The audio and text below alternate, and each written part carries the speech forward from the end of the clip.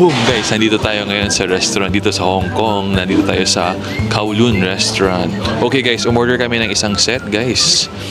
Bali itong mga to, set meal na pala siya guys. So bali sa isang meal, meron na siyang 5 meat.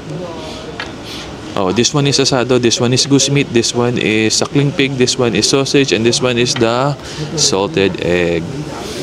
And this one guys, this is the soy chicken. This is the asado pork. Actually, meron silang overlap. And then, ito yung duck. And then, sausage. And then, the egg again. Okay, guys. So, testing na natin to. So, guys, testing ko to dahil gusto ko malaman kung at par yung mga hawker sa atin sa Pilipinas, guys. So, this one, taste test natin. Tingnan natin kung pareha sila ng lasa or better dito. Testing?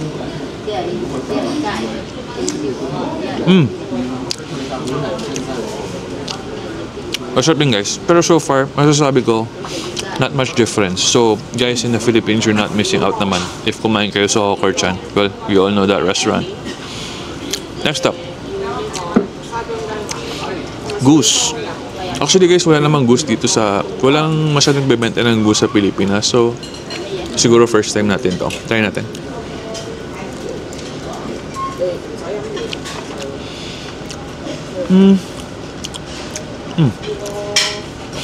Guys, sobrang juicy niya and medyo ano siya, greasy. But overall, masarap naman siya. Ito guys, for sure natikman niyo na to. Suckling pig. Test na natin.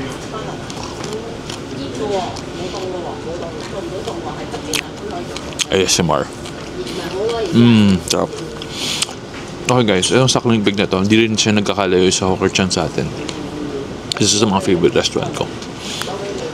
Okay, next na tayo guys. Soy chicken nila. Much difference ba or hindi naman? Testing nga natin.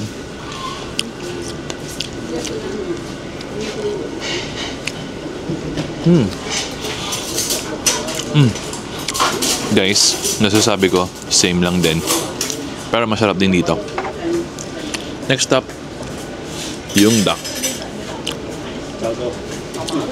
Crunchy. Mukhang crunchy yung skin niya guys from here. And then the meat, mukhang juicy sobra.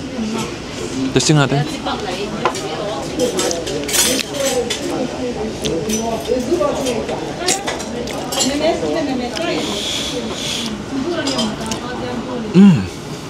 Okay. Wow, okay. This one, feeling ko, ay may extra special kick. Pagkagat ko guys, sobrang juicy niya. And sobrang sarap guys. Sobrang kakaiba niya. I would say, if you're going to Hong Kong, do not miss their duck. Ang sarap guys. So anyway, guys, just for the price, this is 88 Hong Kong dollars. And this one is also 88 Hong Kong dollars. So sulit na siya guys. If you come here, kainin niyo to. And that's it for today's vlog. Bye guys!